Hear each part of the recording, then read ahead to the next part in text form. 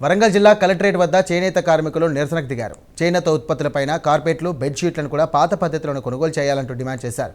ఏకశిల park నుండి Warangal collectorate వరకు నిరసన ర్యాలీ చేపట్టారు. ర్యాలీలో 400 చేనేత కార్మికుల కుటుంబాలు పాల్గొన్నారు.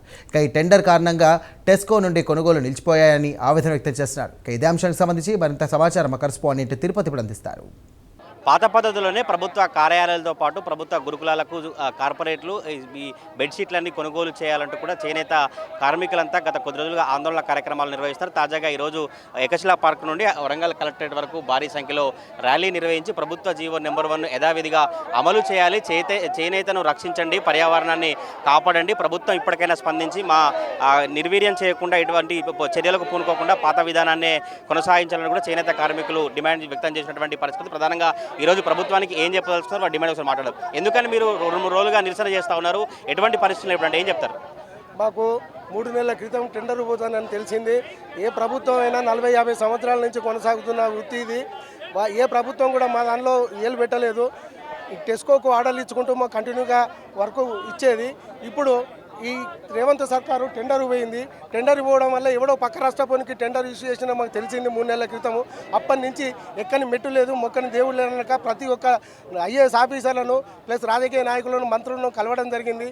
ఇలాంటి వాళ్ళు రెస్పాన్స్ బాధ్యతాయుతంగా ఎప్పుడు మాకు హామీ ఇవ్వట్లేదు. కాబట్టి 10 రోజుల నుంచి సంఘాలల్లో మొత్తం పేరుకపోయినాయి. ఇప్పటి వరకు కార్పెట్లు, బెడ్షీట్లు వాళ్ళు ఎలాంటి మేము కొనమనే అంటారు తప్ప ఇంకో విషయం ఏం చెప్తలేరు. కావున కార్మికులందరూ మొగ్గాలన్నీ బంద్ చేసి ఇలా రోడ్డు మీదకి వచ్చినాం. 10 రోజులు అయితే బంద్ చేసి ఇప్పుడు 3 రోజుల నుంచి నిరాదీక్ష పడతాము. మేము కోరుకునేది ఒక్కటే, మా కార్పెట్లు, బెడ్షీట్లు ఆ టెండర్లకు వెళ్ళి తీసేసి యథావిధిగా టెస్కోకు ఆర్డర్లు ఇచ్చి ఈ చేనేత కార్మికులను కాపాడవలసిందిగా మేము కోరుకుంటాము. దాదాపు 10,000 కుటుంబాలు ఇవి జీవనోపాధి ఇవి సంబంధించిన విషయము. దయచేసి మీ గవర్నమెంట్ను కోరేది ఒక్కటే, ఇప్పటికైనా కానీ మా టెండర్లకు వెళ్ళి ఈ 2 వసూలు తీసేసి మాకు పని కల్పించాలని కోరుతా ఉన్నాం. చెప్పండి, ఏకగ్రీత టెండర్ ద్వారా మీకు వచ్చే నష్టాలు ఏంటి, ఏం చెప్తారు? టెండర్ ద్వారా కొనుగోలు చేయడం వల్ల కార్పొరేట్ కంపెనీలకు ఈ కార్పెట్లు, బెడ్షీట్ ఆర్డర్ వెళ్ళిపోతుంది. వాళ్ళు ఇతర రాష్ట్రాల నుండి పవర్ల మీద కొనుక్కొచ్చి సప్లై చేస్తారు. మన రాష్ట్రానికి సంబంధించిన డబ్బు ఇతర రాష్ట్రాలకు వెళ్ళిపోతుంది. దాని మూలంగా ఇక్కడ ఉన్నటువంటి 10,000 కుటుంబాలకు దాదాపు సుమారు ఉమ్మడి వరంగల్ జిల్లా, కరీంనగర్ జిల్లా లోపల 10,000 కుటుంబాలు అంటే దాదాపు ఒక 50,000 మందికి ఉపాధి కోల్పోతారు. ప్రజలకు ఉపాధి కల్పించాల్సిన ప్రభుత్వం ఉపాధిని కొల్లగొడుతుంది. దీని అంటే ప్రభుత్వానికి చిత్తశుద్ధి ఎంత ఉన్నది? ప్రభుత్వం వీళ్ళకు ఉపాధి కల్పించేది పోయి ఉపాధి లేకుండా చేస్తుంది. కాబట్టి వెంటనే ఈ టెండర్ విధానాన్ని రద్దు చేయాలి.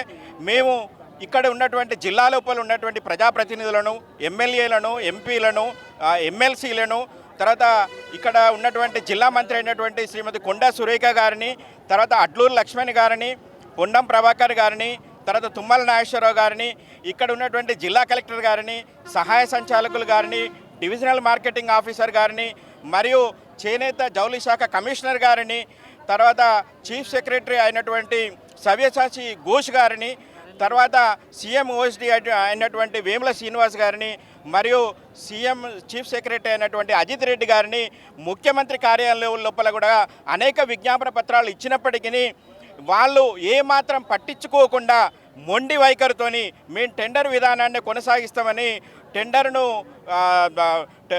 ద్వారా కొనుగోలు చేయాలని ప్రభుత్వం నిర్ణయించింది.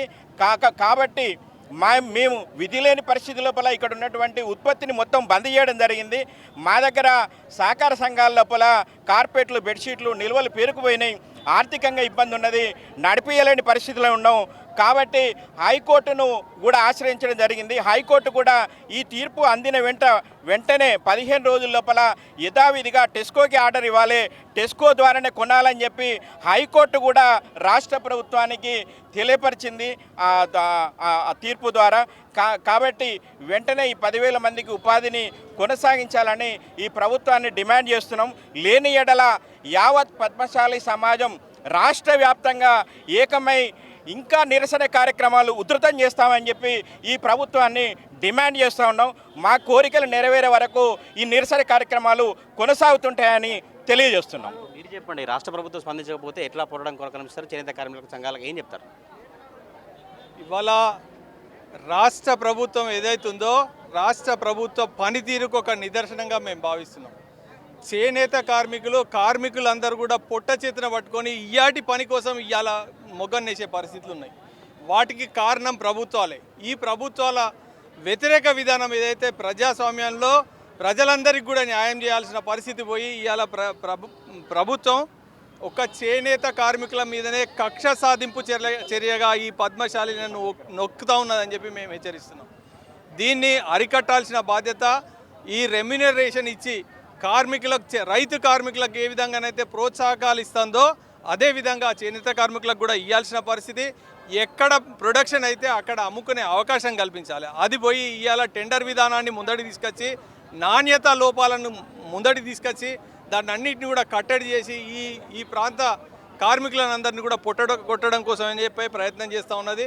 విద్యావంతులైన మా కుల బిడ్డలందరూ కూడా ఎంత విద్య చదువుకున్నా ఏమి చేసినా ఆత్మగౌరవం ఆత్మ న్యూన్యత భావంతో ఎవరి దగ్గర పనిచేయద్దు, నా పని నేను చేసుకున్నా అనే భావంతో పనిచేసే ఈ కార్మిక వర్గాన్ని వెంటనే ఆదుకోవాల్సిన బాధ్యత ఉన్నదని చెప్పి తెలియజేస్తున్నాం. అదేవిధంగా ఇక్కడ ఈ ప్రాంతానికి సంబంధించిన కార్మికురాలు ఒక హయ్యర్ ఎడ్యుకేషన్ చదువుకున్న అమ్మాయి వీళ్ళందరూ కూడా నిజంగా కూడా పూట చేతన పట్టుకొని ఒకటి రైతు, రెండోది ఆత్మగౌరవాన్ని కాపాడడం కోసం అని చెప్పి చేనేత కార్మికులు ఈ రెండు లేకపోతే ఈ యంత్రాంగంలో ఈ సమాజంలో విలువలు అనేది నైతిక విలువలు అనేది కోల్పోయే పరిస్థితి ఉన్నది. కనుక వెంటనే చేనేత కార్మికుల అంశాన్ని పట్టించుకోవాలి, టెండర్ విధానాన్ని రద్దు చేయాలి. అదేవిధంగా ఈ ప్రజాస్వామ్యంలో మాకు కూడా హక్కులు కల్పించాల్సిన బాధ్యత తీసుకోవాల్సిందిగా మేము ప్రభుత్వాన్ని విజ్ఞప్తి చేస్తున్నాం. లేని పక్షంలో ఈ సమస్యను ఉధృతం చేస్తాం. అందరికి కూడా అంటే విధంగా నగ్న ప్రదర్శన చేయడానికైనా సిద్ధమే అని చెప్పి హెచ్చరిస్తున్నాం. మీరు చెప్పండి, టెండర్ విధానం ద్వారా ఎటువంటి ఇబ్బందులు పడితే ఏం చెప్తారు ప్రభుత్వానికి? టెండర్ విధానాన్ని వెంటనే రద్దు చేయాలని కోరుకుంటున్నాము. రేవంత్ రెడ్డి గారికి ఆల్రెడీ ఇంతకుముందు మేము వాళ్ళకి చెప్పడం జరిగింది. వాళ్ళ ద్వారా మా సొసైటీకి సంబంధించిన ప్రెసిడెంట్స్ కానీ వీళ్ళందరూ వెళ్ళడం జరిగింది, వాళ్ళకు చెప్పడం జరిగింది.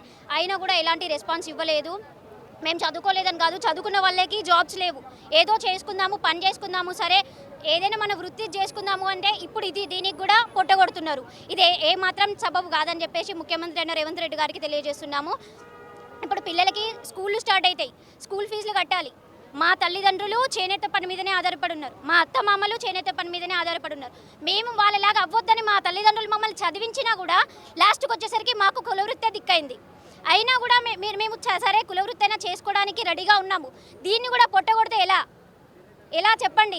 రేవంత్ రెడ్డి గారిని ఎన్ని రోజుల నుండి మేము దీనికోసం చేస్తున్నాము. ఇప్పుడు రేవంత్ రెడ్డి గారు ఫీజులు కట్టాలి, అన్నీ చేయాలి.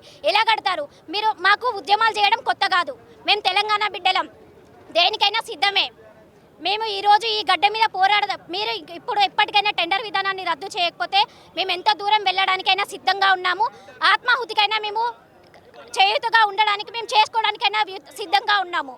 వరంగల్ జిల్లాకు సంబంధించినటువంటి చేనేత కార్మికుల అభిప్రాయం అయితే ప్రభుత్వం స్పందించకపోతే ముందు పోరాట కార్యక్రమాలు కొనసాగిస్తూ తప్పకుండా కూడా పాత పద్ధతిలోనే బెడ్షీట్లు కార్పొరేట్ సంబంధించినటువంటి అవన్నీ కూడా ప్రభుత్వం కొనుగోలు చేయాలి.